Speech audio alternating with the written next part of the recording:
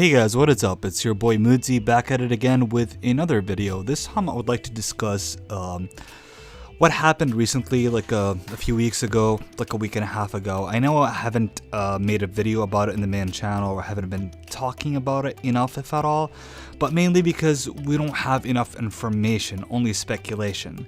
And this is why I'm making this video. This video is wholly speculative about what they're going to do with the new Dragon Ball movie. Now, this video is going to have like some stuff that we're going to look at this in an objective way, but also I'm going to talk about it in an honest way. So I'm going to subjectively reflect my own opinion and my own feelings on the topic.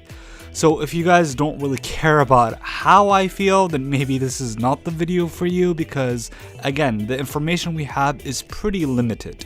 So if you want to stay around in this video and just hear what I have to think about, like as a pure Dragon Ball fan, as someone who loves the show, and also discuss some things maybe you haven't thought about, because I'm going to touch on the trajectory and the decision why they're making a movie. A lot of people are a bit upset that they're not making a new Dragon Ball show, basically continuing Dragon Ball Super Part 2, continuing with the Moro arc and even the Granola arc, because we're sort of like in the mid stages of the Granola arc, or at least that's how it feels. So the reason why they're making this, if you guys remember when they first made Dragon Ball Super, when they first aired it on TV, it was shortly after they made a Dragon Ball movie, Resurrection of F.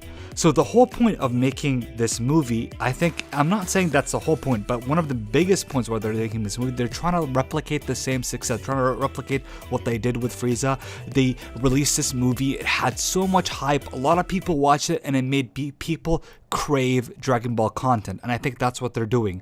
They're giving us like an appetizer, something we're gonna watch, amazing animation, just revisiting the characters, seeing the characters, and we're gonna want to see more. So based on that, I feel, especially with the Akira Toriyama's quotes, he said that it's going to be around an unexpected character, and like, don't worry, it's not going to be Yamcha, I don't think so, but he says it's going to be about someone unexpected. Therefore, I don't think it's going to be a movie about the Moro arc, for several reasons why I don't think it's going to be the Moro arc. One, because the Moro arc is very, very long. That would take them, if they're going to make that, the pacing, if they're going to make that into one movie, not two, the pacing is going to be absolutely horrendous. So they're going to need this to make it like into two movies, at least two movies, if not three. And to be honest, from a financial business perspective, that is not worth it if you look at it, because it's going to cost a lot of money, it's going to cost a lot of time, and people are not going to enjoy it as much if you make it into a long series on a weekly upload, or basically weekly episodes, which would eventually make them more money at a lower cost, you know? So I think this movie around it, what they're going to do is just to grab the attention of the fans, basically giving a huge announcement that Dragon Ball is finally back. And regarding the new villain, as you know, every Dragon Ball movie has to have a villain. You can't have a Dragon Ball movie without someone to beat an antagonist, someone who's very strong. A lot of people have been, for some reason, I don't know why, but a lot of people are fixated about the idea that it will be Cooler. And let me tell you something. I do like Cooler. I think Cooler, as the name suggests, is cooler than his brother Frieza. I like Cooler more than Frieza. I even liked it before. This, in spite of the fact whether Cooler, he's not stronger anymore, obviously, but he used to be stronger, is still a better character. Not a better character. I just prefer Cooler as a character, as like personality-wise. And I like the maturity aspect of his character, and I also like that the sentiment about why Cooler exists is to have revenge on his family. So already you sort of sympathize with his motivations, and I do like his transformation and whatnot.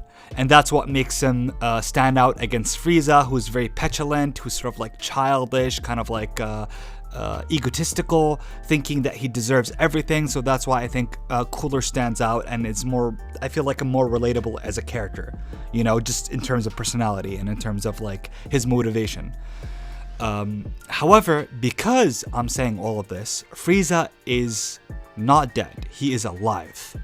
So writing Cooler in this movie is just going to be dumb. I think Dragon Ball should take a step back and stop for a moment and think about creating original ideas, original content. Make new characters. Like, I am sick. One of the things that Battle of Gods, what made it to me one of the best Dragon Ball movies in terms of storytelling, in terms of laying groundwork, starting something.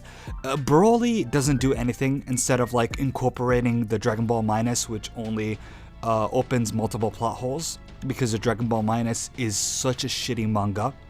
And I'm talking about the manga portion of it, like that were introduced at the beginning of the movie. It was so bad.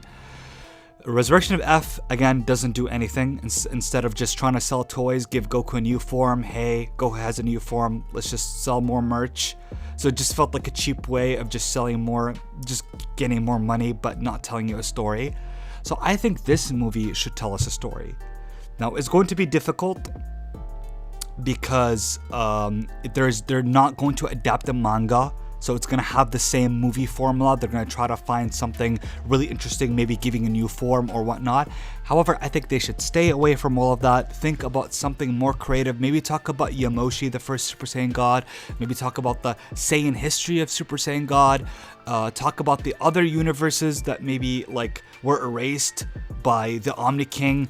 Like, just give us something that expands the Dragon Ball lore, not something that restricts it, not something that makes the Dragon Ball lore smaller, not something that opens multiple plot holes. Like for instance, Broly existing for all this time, but nobody knew about his existence, not even freaking Whis. You'd think that Beerus would have a premonition about like Broly at that time, because Broly was stronger than Super Saiyan God Goku, like ridiculously enough. So from the perspective of Battle of Gods itself, like Broly is a more capable fighter in terms of power than Goku, in terms of like the ceiling of his power.